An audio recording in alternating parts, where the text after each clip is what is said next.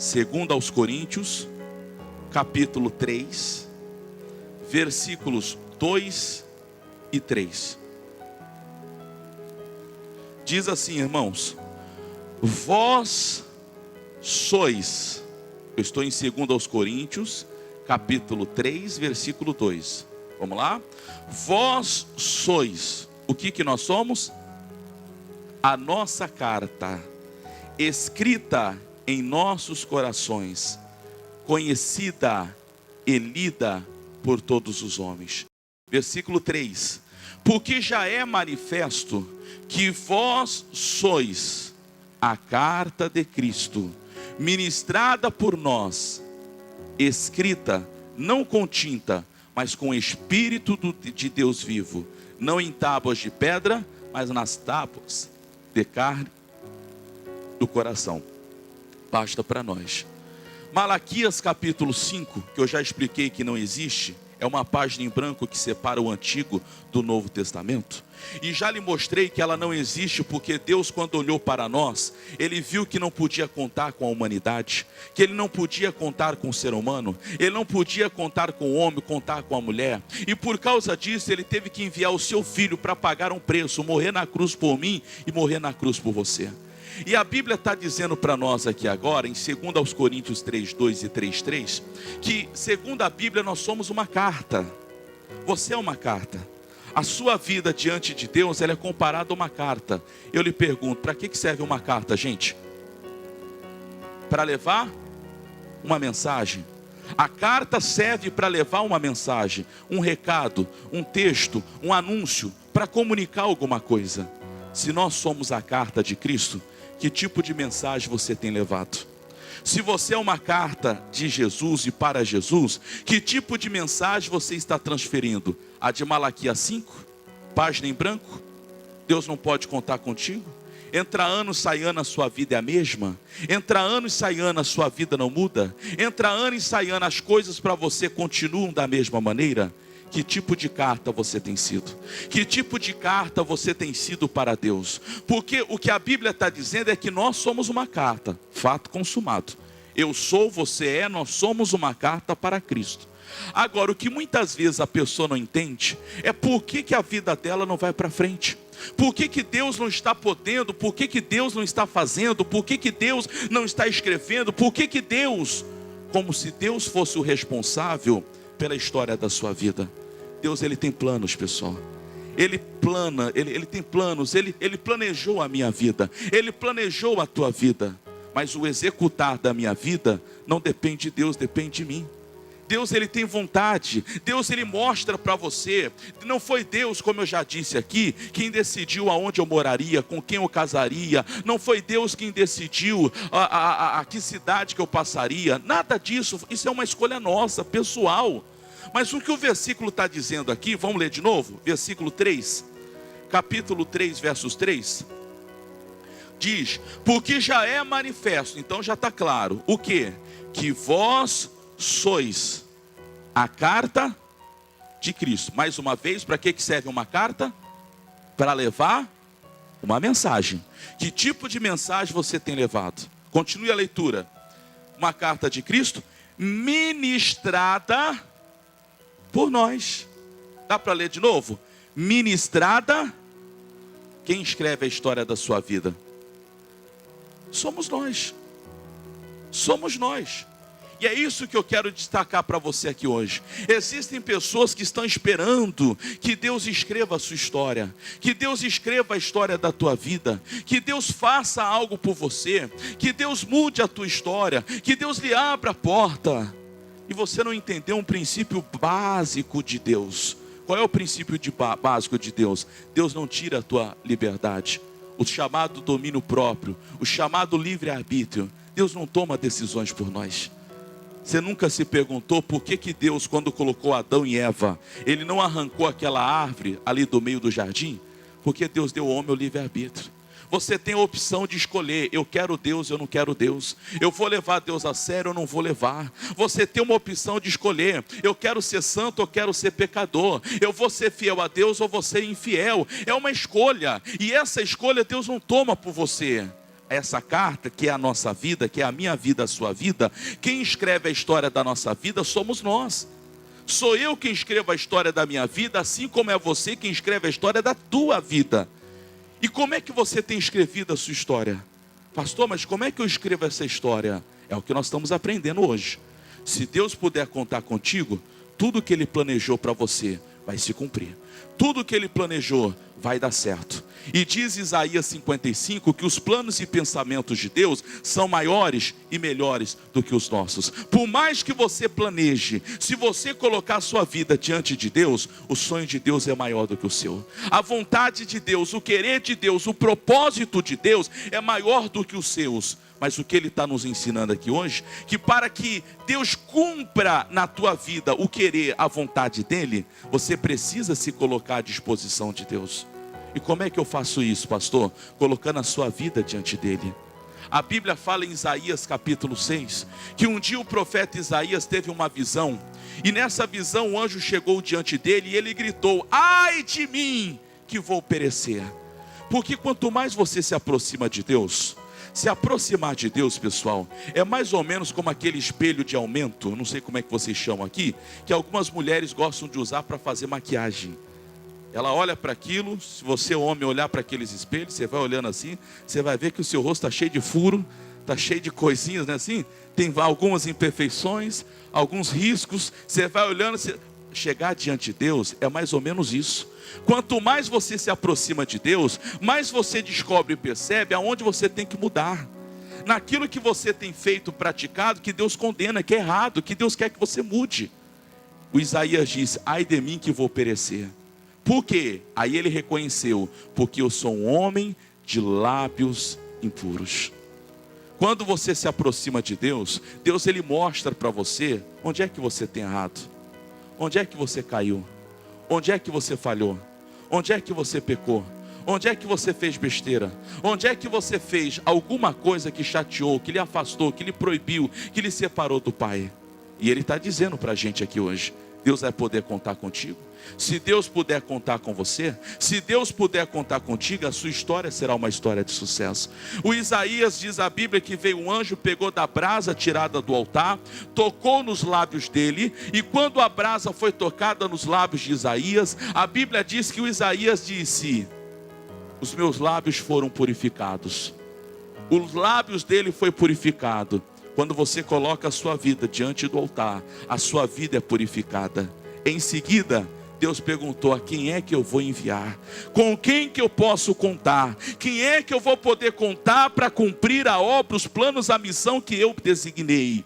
O Isaías apareceu e disse: Senhor, eis-me aqui. Que hoje você possa dizer para Deus: conta comigo, Deus, eis-me aqui. Pode contar comigo, eis-me aqui, porque aquilo que o Senhor me falar, eu vou obedecer. A ordem que o Senhor me dá, eu vou cumprir. Diga eis-me aqui para Deus hoje. Não apenas de palavras, mas sinceramente: Deus, conta comigo. Eu vou fazer a tua vontade, eu vou cumprir o teu querer, eu vou obedecer a tua voz. Vamos lá para o Antigo Testamento ainda. Juízes capítulo 6.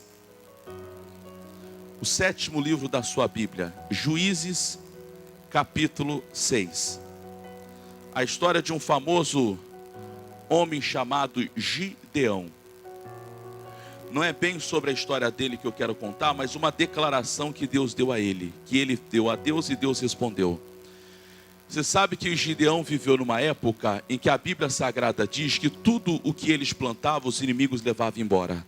A novidade da terra, o melhor que a terra tinha, o diabo levava embora. Tudo que a terra tinha de bom, os inimigos levavam. Juízes capítulo 6, é o 7º livro da sua Bíblia.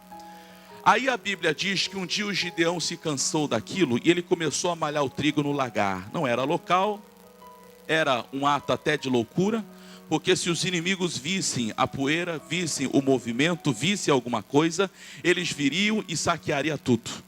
Mas o Gideão disse: eu vou saquear, eu vou peneirar, eu vou recolher o meu trigo, eu não vou deixar esse ano o inimigo me roubar, o diabo não vai tirar aquilo que é meu, eu vou lutar por aquilo que é meu. E diz a Bíblia que ele foi malhar o trigo no lagar.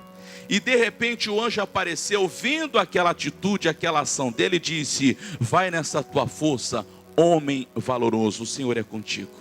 Quando o Gideão entendeu que Deus era com ele, que Deus tinha um plano, uma missão, a Bíblia diz que o Gideão se despertou.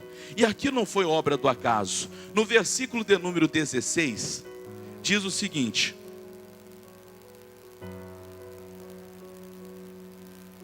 diz assim, eu falei 16, volte um versículo antes, versículo 15. Versículo 15. Versículo 15, diz: e ele lhe disse: ah, Senhor meu, como que livrarei a Israel? Eis que a minha família é a mais pobre em Manassés, e eu sou quem, pessoal? O menor da casa de meu pai. Olha aqui para o pastor, por favor. Deus tinha uma missão, Deus tinha um plano, Deus tinha um projeto para Gideão. Mas o que eu estou explicando para você aqui hoje, que quem escreve a sua história não é Deus, é você. Deus, ele tem planos, Deus, ele tem desejos, Deus, ele tem projetos, ele tem vontades, ele tem querer, ele tem sentimento. Mas o cumprir ou não o projeto, o sonho de Deus, depende de você. O cumprir ou não aquilo que Deus tem para a sua vida depende de você. Se você vai se colocar à disposição ou não. Deus chegou para Gideão e falou qual era o projeto. Vou ler de novo, versículo 15, mais uma vez. Diz assim: e ele lhe disse: ai, Senhor meu, com que livrarei a Israel? Porque no versículo 14, 13 e 12, os versículos antes, Deus chegou para ele e disse: Gideão, com essa força você vai libertar o meu povo. Então o plano que Deus tinha para Gideão, que ele fosse um libertador daquela época, um juiz, alguém que se colocaria diante de Deus e que através dele, Deus livraria aquele povo. Deus tinha um plano, Deus tinha uma missão. Mas o Gideão tinha que dizer o quê? Eis-me aqui. É o que você tem que fazer. Talvez Deus tenha um plano de te usar na área do louvor. Deus tem um plano de usar você como um grande empresário nessa região para dar emprego para muita gente. Deus tem um plano de fazer de você uma coluna de oração, alguém que todo dia vai orar 1 hora, 2 horas, um bom tempo em favor dessa nação. Eu não sei qual é o plano que Deus tem para a sua vida, mas em todos eles tem um ponto em comum. Se você não aceitar a missão de Deus, se você não disser eis-me aqui para Deus, se você não aceitar aquilo que Deus quer para a tua vida, não vai funcionar, não vai dar certo. Deus então chegou e o Gideão disse para Deus: Senhor, só tem certeza que sou eu? E ele foi enumerar os defeitos, as limitações. Ele disse: só tem certeza que será eu? Porque ele disse: primeiro, a minha família é a mais pobre. Pastor, o que isso tem a ver com chamado? Naquela época, para encabeçar alguma coisa, para ser rei, para ser juiz, para ser autoridade, para ser maioral, para ser grande, havia uma hierarquia. Primeiro tinha que ser da família mais próspera, mais rica, mais poderosa. Segundo, havia uma hierarquia de idade. Primeiro era o filho mais velho, depois era o segundo filho, depois era o terceiro, depois era o quarto. Resumindo, o Gideão disse: primeiro, a minha família é a mais pobre. Portanto, entre as famílias, a família dele seria qual? A última. Era a mais pobre. Então a família dele seria a última a ser escolhida para reinar em alguma área. Mas entre a família dele, que já era a família mais pobre, ele diz que ele era quem entre os irmãos? O menor, o caçula. Então quem era Gideão, pessoal? O último da fila. Ele era o último da fila daquela cidade. Se aquela cidade dissesse: vamos eleger alguém para nos liderar, para nos libertar, e o Gideão tentasse levantar o dedo: fica quieto, Gideão, você é o último da lista. Você não, Gideão, porque a tua família é mais pobre. Você não, porque você é o caçula. Você é o último da nossa lista. Em outras palavras, tinha que morrer a cidade toda para Gideão reinar, pessoal. E ele ia reinar só sobre ele, porque ele era o último da lista. Mas o que eu estou mostrando para você agora é que se ainda que você seja o último da lista dos homens, se você disser para Deus, o que você tem que falar para Deus? Se você falar eis-me aqui para Deus, Deus vai usar você. Ele vai contar contigo. Ele vai cumprir o plano dele na tua vida. Talvez você é alguém que se sinta excluído, rejeitado por um homem, por uma mulher, por uma pessoa. por alguém que algum dia, que talvez não valorizou, nunca disse para você que lhe amava, que gostava, ou coisa semelhante, e aquilo causou dentro de você uma ferida muito grande, que essa ferida foi crescendo, ela foi crescendo, e hoje talvez você está como Gideão: Deus, quem sou eu? Quem sou eu para ser isso, para ter aquilo, para conquistar aquilo outro? Se você disser para Deus, o quê? Eis-me aqui, Deus então vai contar contigo. Deus então vai pegar você e vai colocar entre os grandes, entre os poderosos dessa cidade. Versículo 17. Diz assim, 6:17. Ou melhor, 16, né? O pastor está pulando aqui. Versículo 16. E o Senhor lhe disse: porquanto... Vamos ler juntos? Eu hei de ser contigo. Olha aqui, pastor. Quando você se lançar e disser para Deus, eis-me aqui, Deus vai ser contigo. Ele vai estar do seu lado. Há um versículo que Jesus disse assim: muitos são chamados, poucos são os escolhidos. Eu lhe pergunto, quem são os escolhidos? Quem serão os escolhidos? São aqueles, que se lançam, que se oferecem, que se colocam à disposição. Deus não tem uma panelinha, um grupo predileto, um grupo de pessoas em que Ele dirá: esse tem, esse não tem, esse pode, esse não pode, esse é meu, esse eu não quero. Todos nós, a Bíblia diz: aquele que vem a mim, de maneira nenhuma o lançarei fora. Seja você grande ou pequeno, rico ou pobre, branco ou negro, muito estudo ou sem estudo nenhum, não importa. Quando você for a Deus, se colocar diante dele e falar: eis-me aqui, Deus vai poder contar contigo. Ele vai lhe usar, Ele vai lhe abençoar. E isso exige uma renúncia, um risco muito grande. Um risco do que, pastor? De você perder a sua vida para cumprir o plano de Deus, para cumprir a vontade de Deus. Olha o que diz a Bíblia lá no livro de Lucas. Vamos terminar aqui, capítulo 1. Lucas capítulo 1. Para encerrar essa palavra aqui hoje. Versículo 34. Lucas capítulo 1. A história de uma mulher que muitos aí fora chamam de Virgem Maria. E realmente ela foi. Até ela conceber Jesus, ela foi virgem. Ela aceitou a missão que Deus havia dado. O anjo apareceu. E quando o anjo apareceu a ela, diz a Bíblia que o anjo explanou a missão. Disse: Maria, o que você há de conceber é do Espírito Santo. Você vai ficar grávida. E foi contando a história. Você vai engravidar. Essa gravidez vai ser concebida do Espírito Santo. Eis que crescerá dentro de você. O nome dessa criança será Emanuel. Será filho de Deus. Essa criança virá para salvar o mundo, para curar os enfermos, para libertar. Vai morrer na cruz. Estou resumindo a história. O anjo falou a missão, o plano. Mas como eu ensinei hoje para vocês, por mais que Deus tenha planos, Deus não te obriga. Ele não te obriga a viver os planos dele. A viver os planos de Deus é uma escolha sua. Viver a vontade de Deus é uma escolha sua. Deus chegou e expôs o plano para ela. E era perigoso, pastor, demais. Porque ela vivia numa época, e não faz muito tempo que essa época também existia.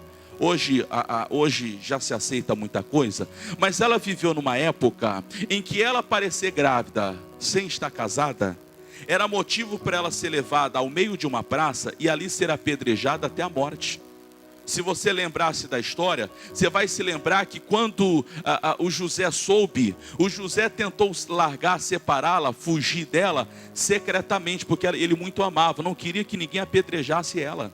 Porque a lei daquela época dizia que se ela fosse pega grávida, fora do casamento, ela seria apedrejada até a morte. Então o que o anjo estava pedindo para ela era uma coisa muito arriscada.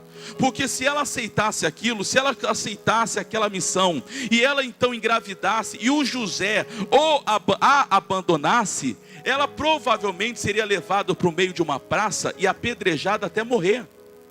Ela seria morta. Era a lei da época, era a cultura daquele povo. Bem, naqueles dias diz a Bíblia, que quando Deus chegou para ela e falou toda a missão, falou tudo para ela, ela começou a perguntar algumas coisas. Olha o que ela perguntou para Deus. Versículo 34. Lucas 1:34. Diz assim: e disse Maria ao anjo: como se fará isso, visto que não conheço varão. Então ela ainda era virgem. 35. E respondendo o anjo, disse-lhe, como que é possível, pessoal? Descerá sobre ti o Espírito Santo, e a virtude do Altíssimo te cobrirá com a sua sombra, pelo que também o santo que de ti há de nascer, será chamado filho de Deus. Ela perguntou, como é possível eu, sendo virgem, dar luz a filhos? O anjo respondeu, porque sobre ti haverá o Espírito Santo.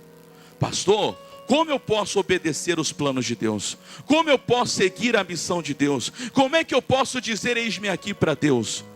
Pastor, eu não sei como fazer isso. Eu não sei como executar, como cumprir, como obedecer. Como é que eu farei isso? Quando você disser para Deus, eis-me aqui, o Espírito Santo virá sobre você. E quando o Espírito Santo estiver sobre a tua vida, quando o Espírito Santo está sobre a vida de alguém, o próprio poder de Deus vem sobre ti, te cobre, te guarda, te protege. O poder é de Deus. Em outras palavras, o anjo disse, Maria, o que para você é impossível, mas o poder vai ser de Deus. O poder vai ser de Deus na sua vida, porque quando o Espírito Santo vem, o poder de Deus nos cobre, nos guarda, nos protege, nos guia e nos livra. E é isso que Deus quer para você aqui hoje. Que o poder de Deus venha sobre ti, que o poder de Deus seja sobre ti, para que ao obedecer, quando você disser para Deus, eis-me aqui, que Deus possa te cobrir com a presença dEle, e com o Espírito Santo será possível. Versículo seguinte, diz assim, 35. E respondendo o anjo disse-lhe, eu já li, versículo 36. 36 diz, e eis que também Isabel, tua prima, concebeu um filho, e em sua velhice, e é este o 6º mês, para aquela que era chamada. Olha o exemplo, olha o testemunho, a importância e a força de um testemunho. O que Deus já fez na tua vida, Ele pode fazer ainda hoje. Versículo 37. Por quê? 37. Porque para Deus nada é impossível. Quando você disser para Deus mais uma vez o quê? Eis-me aqui, o Espírito Santo te cobrirá. Quando você disser para Deus, eis-me aqui, você pode ser o último da lista, mas o Espírito Santo vai te cobrir. Será sobre a tua vida, e Ele sendo sobre a tua vida, nada vos será impossível. Versículo 38 para encerrar a mensagem. 38. Disse então Maria, eis aqui a tua serva do Senhor, cumpra-se em mim segundo a tua palavra. E o anjo ausentou-se dela. Foi fácil essa decisão? Não. Ela tinha consciência, ela não era criança. Ela sabia que aceitar aquela decisão era colocar a vida dela em risco, porque ela poderia morrer. O José disse, eu vou largar. O anjo apareceu e falou para o José, fica para uma outra reunião. E também falou a missão, o plano de Deus. O José também disse, eis-me aqui, conta comigo. Foi fácil? Não foi. Imagine você marido, ou até mesmo você esposa, você mulher. Se nos nossos dias alguém chegasse para você e dissesse, eu estou grávida. E você perguntasse, quem é o pai? E ela respondesse, o Espírito Santo. Você não acharia uma coisa assim anormal? Imagina aquela época. Nunca havia acontecido aquilo. Nunca, nem antes nem depois. A Bíblia relata que alguém ficou grávida pelo Espírito Santo. Somente ela. Era uma coisa inédita, era uma coisa extraordinária, uma coisa que nunca tinha acontecido. Mas quando você disser para Deus, eis-me aqui, guarde essa palavra, aquilo que você nunca viveu, Jesus vai dar para você em nome de Jesus. Engravidar-se do Espírito Santo, ninguém, nunca antes, além da Maria, havia concebido ou vivido aquilo. Mas eu repito, quando você disser para Deus, conta comigo, eis-me aqui, eu vou obedecer a tua vontade, eu vou cumprir o teu plano, você vai viver aquilo que você nunca viveu na sua vida, no nome de Jesus. Digam graças a Deus, pessoal. Vamos aplaudir a Jesus. Aleluias. Para quem não pegou a palavra desde o começo, eu falei aqui hoje, esse é o assunto de hoje, sobre o Malaquias 5, só resumindo para terminar. Malaquias 5 não existe, Malaquias acaba no capítulo 4. Então por que o pastor chama de Malaquias 5? Porque eu explico para as pessoas que depois do capítulo 4, há uma página em branco que separa o Antigo do Novo Testamento. Aquela página, mais do que separar um livro do outro, uma parte da outra, ela serve para nos mostrar que houve um dia que Deus não pôde contar com ninguém. Se Deus não puder contar comigo, se Deus não puder contar contigo, a sua vida será uma página em branco. Mais um ano vai passar e nada de bom vai lhe acontecer. Mas se Deus puder contar contigo, como Gideão, não importa se você é o menor, é o último da lista dos homens, se Deus puder contar contigo, você vai ser o primeiro da lista de Deus. E para encerrar, eu lhe mostrei que quando você disser para Deus, eis-me aqui, há um preço, entre aspas, a ser pago, que não é dinheiro, mas é uma renúncia, é uma atitude, é algo que você deve praticar para cumprir o plano de Deus. E quando você cumprir o plano de Deus, você vai viver aquilo que você nunca viveu, você vai viver aquilo que você nunca experimentou, porque o que Deus fez na vida da Maria, nunca antes, nem depois ela havia vivido aquilo. Deus tem isso para te dar aqui hoje, que você possa viver uma nova história em nome de Jesus. Mas para que isso aconteça, o que você tem que falar para Deus, pessoal? Vamos aplaudir mais uma vez, que é para Jesus.